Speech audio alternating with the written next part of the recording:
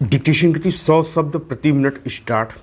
Deputy speaker महोदय, उन्होंने अपनी आंखों के सामने समाज का एक ढांचा रखा था और वे चाहते थे कि समाज की पुनर्रचना उस नए ढांचे के अनुसार की जाए। अभी हम उस रास्ते पर नहीं चल सके हैं। मैं इस बात को दुख से मगर सच्चाई के साथ मानता हूँ कि समाज का जो रूप गांधी जी ने अपनी आँखों के सामने रखा था, हम उसके मुताबिक नहीं चल रहे हैं। हमारे सामने एक दूसरा ढांचा है और हम उस पर चलने का प्रयत्न कर रहे हैं।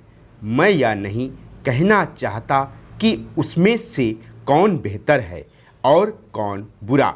मैं तो इतना ही कह देना काफ़ी समझता हूँ कि हम जिस रास्ते पर चलकर आज आगे बढ़ना चाहते हैं, वह रास्ता वह नहीं जो हमें उस जगह पर ले जाए जहाँ गांधी जी हमको ले जाना चाहते थे।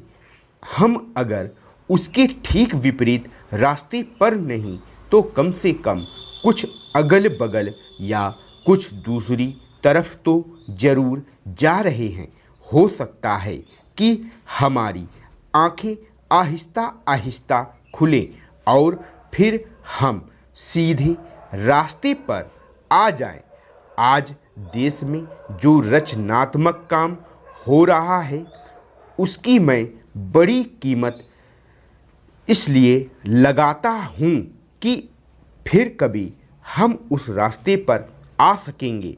और अगर हमने इस काम को भी छोड़ दिया तो फिर इधर लौटने की कोई उम्मीद नज़र नहीं आती।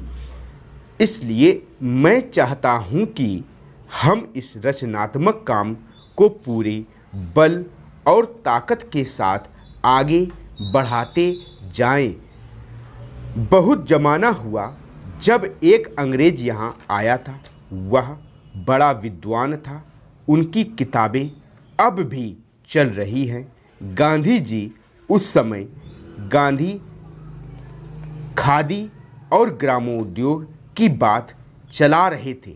आप जानते हैं कि पश्चिमी देशों में कोई भी चीज़ ऐसी नहीं है जो बिना यंत्र के हो। वहाँ सब काम मशीनों के द्वारा किए जाते हैं। यहाँ तक कि मेज पर खाना परोसने का काम भी खुद व खुद हो जाता है और आदमी को लाकर रखने की खास ज़रूरत नहीं पड़ती। वहाँ के आदमी ने आकर देखा कि हमारे यहाँ के लोग घर में बैठे बैठे रुई का सूत बना लेते हैं। वह सूत से कपड़ा बुनते हैं और उसी से घर में कपड़ा सी लेते हैं। उसने यह भी देखा कि यहाँ के लोग इसी प्रकार खेती के काम में भी धान को कूट पीस कर चावल बना लेते हैं। रोटी और तरह तरह की चीज़ें घर में ही बना लेते हैं और खा लेते हैं।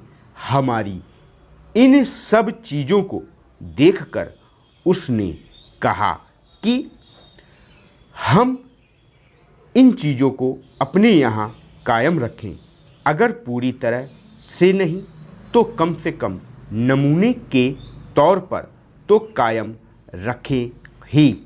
एक दिन आएगा जब दुनिया सब मशीनों को छोड़ फिर इसी चक्की का उपयोग करेगी और इसी चरखे पर सूत काटेगी। यह बात मैंने 25-30 बरस पहले की कही है। पिछले 2500 वर्षों में साइंस की तरक्की हुई है और पिछले 10-15 वर्षों में तो बहुत ही हुई है स्टॉप।